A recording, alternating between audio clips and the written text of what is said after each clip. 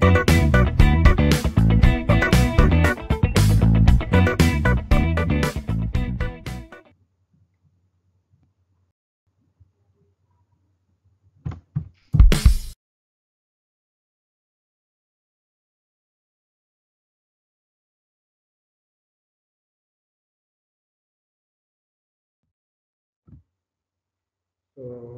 we are discussing today about optical amplifiers, general applications, and amplifier types. So first of all, optical amplifiers have their uses in many applications, which are ranging from ultra long sea undersea links to a very shorter links, which can be used in access networks. So in long distance undersea and terrestrial point-to-point communication, we are using this terrestrial point-to-point links which are placed under sea because RF signals cannot reach underwater, so they cannot travel. So instead of that, we are going to use the optical fiber in which we are going to transmit the information in the form of light. And these are very stable, and the input power levels to an amplifier do not vary. So whatever the input signal required for an amplifier is quite constant, based on which we are going to amplify the signal using different types of optical networks. So coming to the general applications, we have three different applications of optical amplifiers, which are mainly based on the stages of amplification wherein we are going to use it. So we have three different classes of optical amplifiers which are to be discussed under this particular topic. So first is about inline optical amplifiers. So in this inline optical amplifier, we consider a single mode link, and the effect of dispersion may be small in this optical amplifiers, which are the amplification, which is the amplification process done in inline. So inline is what we do in a transmission part or a transmission line of any optical link. But the limitation here is the repeater spacing what we are going to use, and its attenuation, and also the attenuation from the fiber. So in any single mode link what we are using in inline optical amplifiers, the effect of the dispersion may be small, but still the attenuation effects are higher due to the repeater spacing and also due to the fiber. Then these links normally do not require a complete regeneration of the signal. So simple amplification process is enough or sufficient to amplify the signal.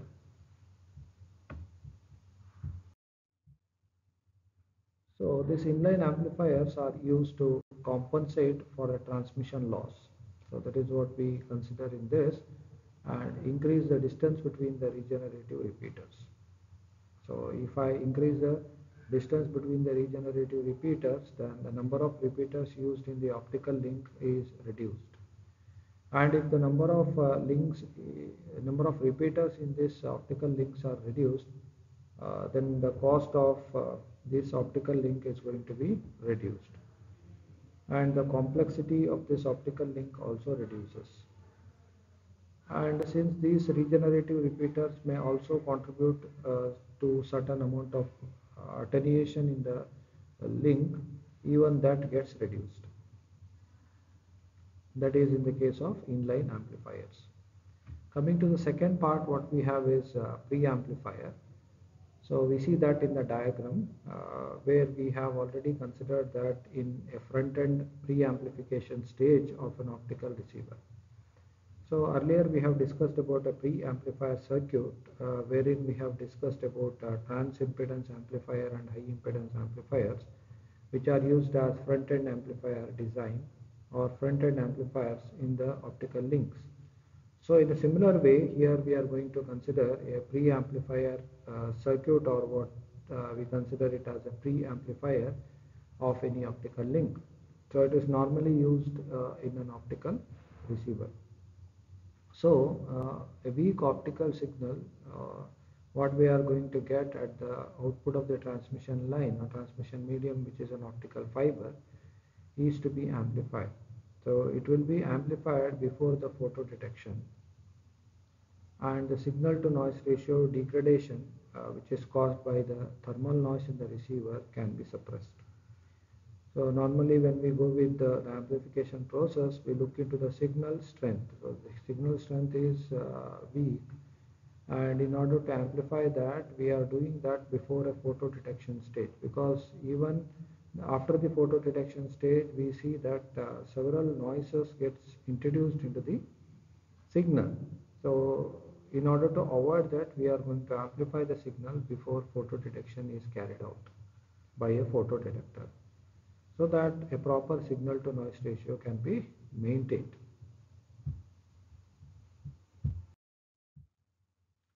Then compared with the other front-end devices such as AP diodes, we have discussed the operation of AP diodes with a very high gain in comparison with the pin photodiode, which are the two optical detectors which are used in the optical communication system.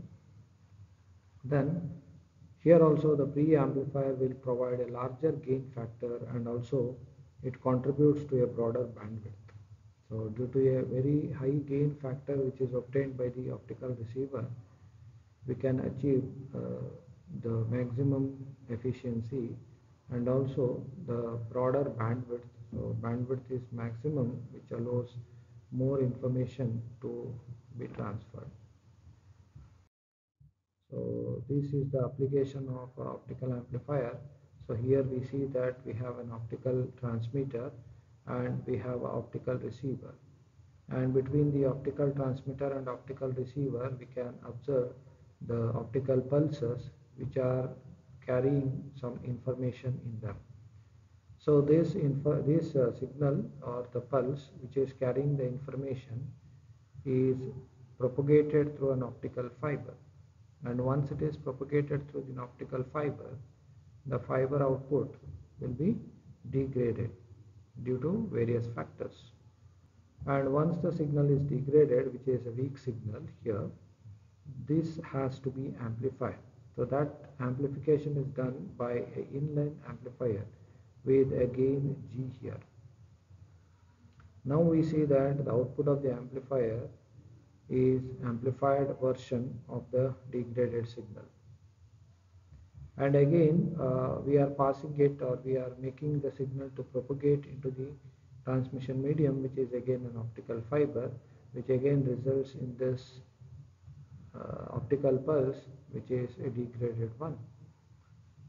So that is received by the optical receiver.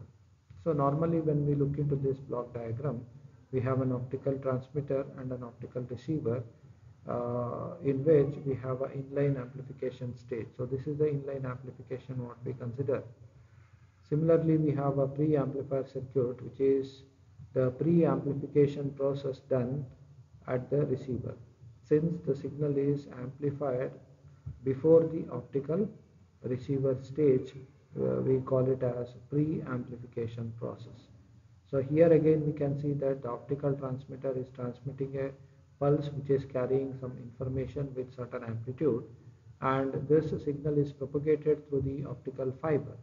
And once the signal is propagated through the optical fiber, obviously it gets degraded due to various factors such as noise, distortion, dispersion, attenuation, etc. So these are the things which are contributing to the degradation of this particular signal. And this degraded signal has to be amplified using an amplifier. So that is amplified using a pre-amplifier circuit. So this pre-amplifier is going to amplify the signal. So here we see that the amplified version of the degraded signal, which is obtained at the optical receiver. So this is the pre-amplifier. So this is one of the application of optical amplifier, which is acting as a pre-amplifier circuit. Here we have inline amplifier. Similarly, we have the booster amplifier, or we call it as a power amplifier. So this amplification is done at the receiver. So once we have the optical pulse which has to be propagated into the transmission medium, before the propagation we are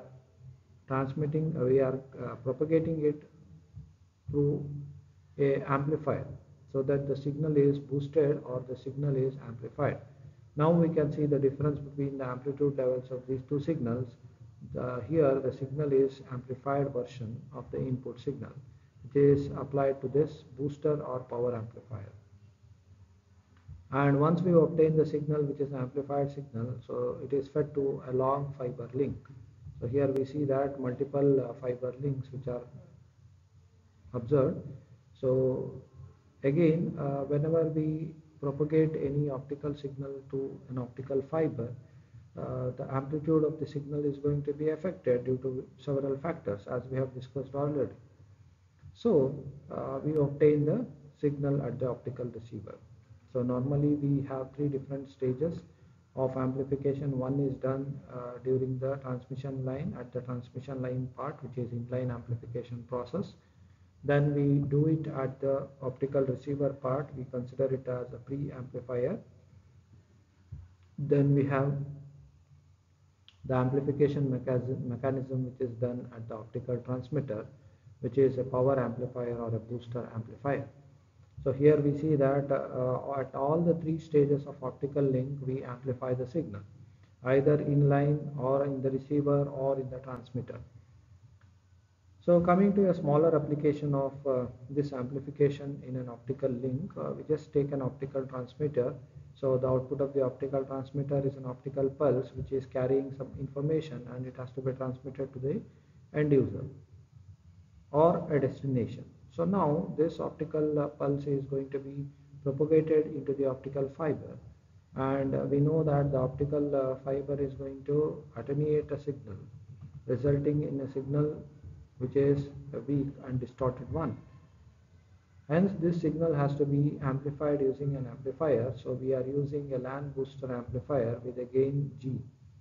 So we are going to amplify the signal resulting in this particular amplitude of a pulse.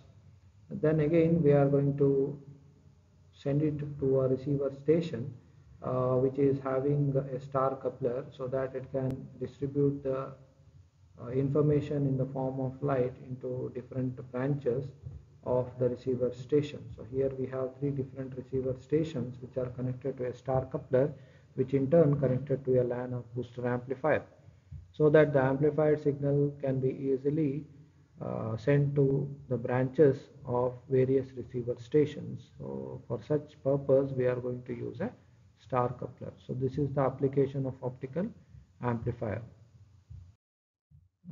Then we have the booster amplifier, as we have discussed it. It includes placing the device immediately after an optical transmitter to boost the transmitted power.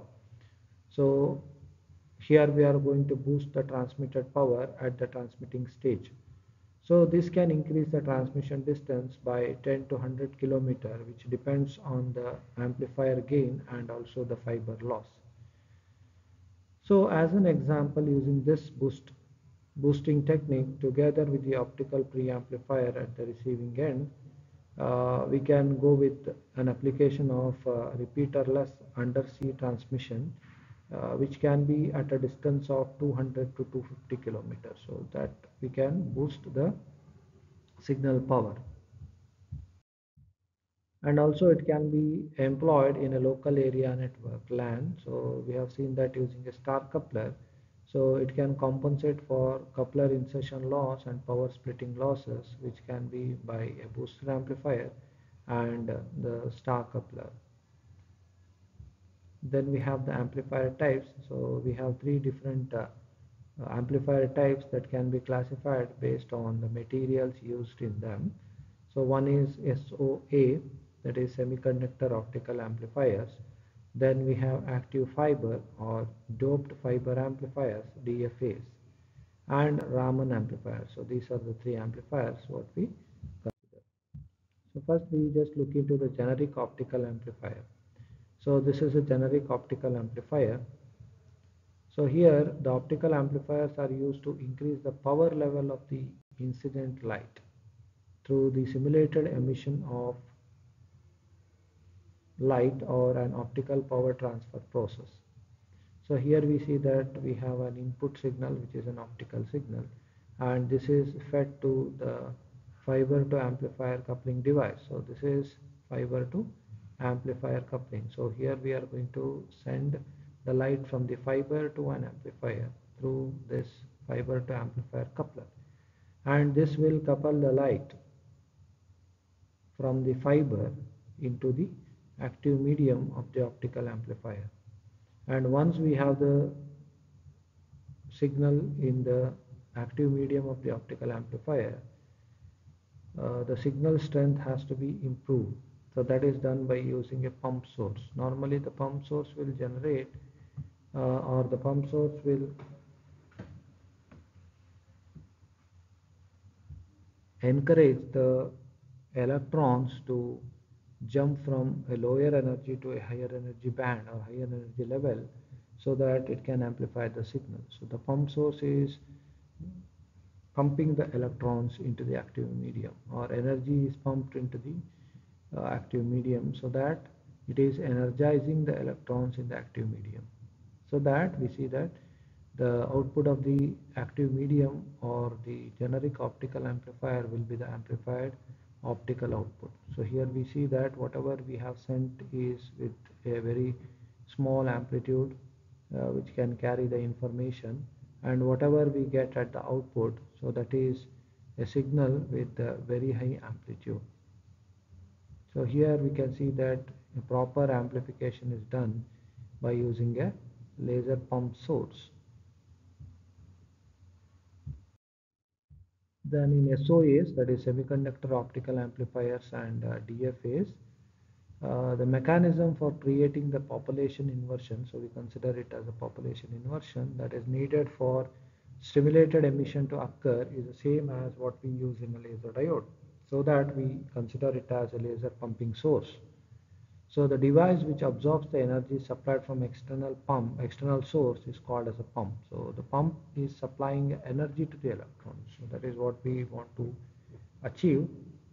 The pump supplies the energy to the electrons in an active medium, which raises them to higher energy levels to produce a population inversion. So this is the work of a pump or a pump source, which can supply the energy to the electrons. And an incoming signal or incoming signal photon will trigger these excited electrons to drop to a lower levels to the simulated emission process. So this is what happens when we consider a process of amplification using a laser pumping source. Since one incoming trigger photon stimulates many excited electrons to emit the photons of equal energy as they drop to the ground state, the result is the amplified optical signal. So that is what we require. So we are going to amplify the signal through a pumping source, which is a laser which can inject the energy into the electrons, so that which can have a population inversion. Then we have a semiconductor optical amplifier, or SOAs. So they are the amplifiers which are essentially an insulated gallium arsenide phosphorus laser that is operating below its threshold point. Then the gain peak of SOA can be selected in any narrow wavelength, which is extended from 1280 nanometer in two different bands. One is O band and one is U band. 1280 nanometer in the O band to 1650 nanometer in the U band, by varying the composition of this insulated gallium arsenide phosphorus material. So that is what we consider here. Then in SOA, optical signal travels to the device only once. So that is to be noted. Optical signal is going to travel through this device, which is only once. And due to this single passage, the signal gain energy and emerges intensified at the amplifier end. So it will gain the energy very soon due to a single passage of the signal. Then the SOA has active region of a particular length L, width W, and height D. So we consider the active region of SOA with certain length, width, and height. Then the end facets, what we call it as the end faces, inner surfaces of this SOA, is having the reflectivities. which has having two facets with the different reflectivities R1 and R2. And we can change the reflectivity so that we can obtain low reflectivity, which is in the order of 10 power minus 4. So by depositing thin layers of silicon dioxide, silicon nitride or titanium oxide on the facets of SOA. So that is possible to reduce the reflectivity of this particular facets of SOEs. Then we have external injection pumping. External current injection is a pumping method used to create the population inversion for having a gain mechanism in SOE. Similar to the usage of laser pumping source, here we are going to consider an external current injection pumping process where we are going to obtain a population inversion process which can increase the gain mechanism of the semiconductor optical amplifiers. Then we have the amplifier gain. So the amplifier gain, if I consider, that is the most important parameter for measuring the amplifier performance. So how better it can amplify, that depends on the gain of the amplifier circuit. So optical amplifier is a signal gain or an amplifier gain G, which can be defined as the output power and input power of the signal. So G is equal to PS out by PS in, where PS in and PS out are the input and output powers respectively of the optical signal which can be amplified. Then we have EDFA, erbium doped amplifier. So in this case we are going to have an amplifier which is doped with an erbium material, and the active medium of this optical amplifier consists of very smaller length, 10 to 30 meter of the optical fiber that is lightly doped. Then it is lightly doped with very rare obtaining element, that is erbium or ytterbium or praseodymium. Okay, so these are the three elements which can be obtained, and they are obtained very rarely, which can be used as a doping material in erbium doped fiber amplifiers.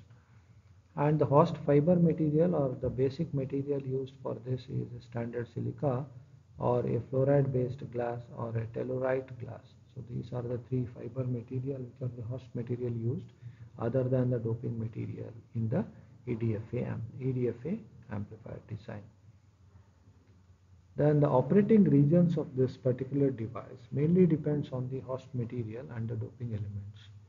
So these materials, whatever we are going to select, erbium, ytterbium, praseodymium, and the silica fluoride based glass or tellurite glass, so whatever we consider, the operating regions mainly depends on the material and the doping elements.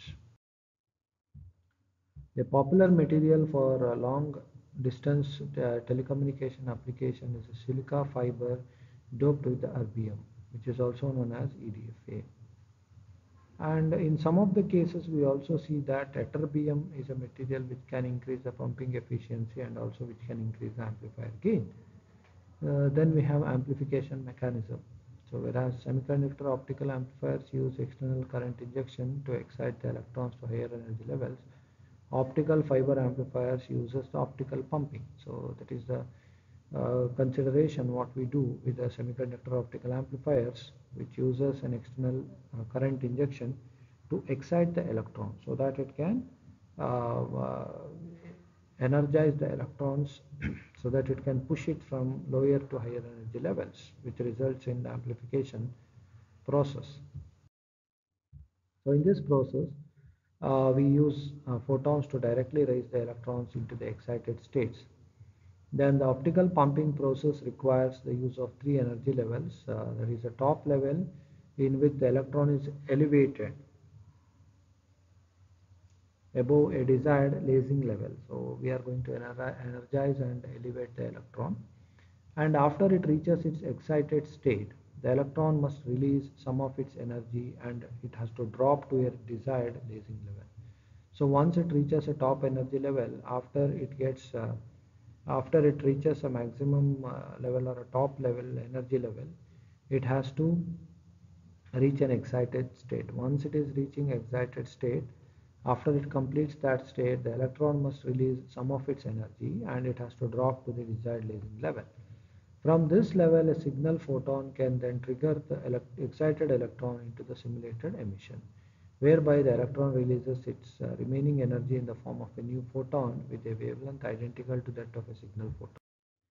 So this is how we consider the process of amplification done with respect to the energy level diagrams and various transition process of the ions of silica. So this is the top level, top energy level, and this is the transition from bottom to top energy level, where the electrons are excited from the lower energy to the higher energy, and this band is called as a pumping band or a pump band, due to which the pump transition occurs, which results in the population inversion of electrons.